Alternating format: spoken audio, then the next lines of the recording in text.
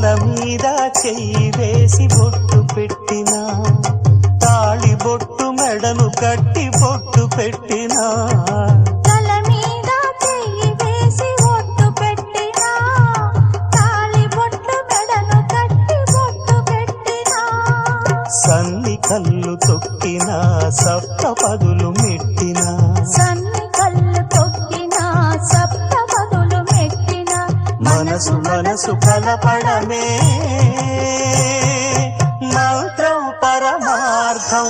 శ్రీరస్తు శుభమస్తు, శ్రీరస్తు శుభమస్తు. శ్రీకారం చుట్టుకుంది పెళ్లి పుస్తకం, ఇక ఆకారం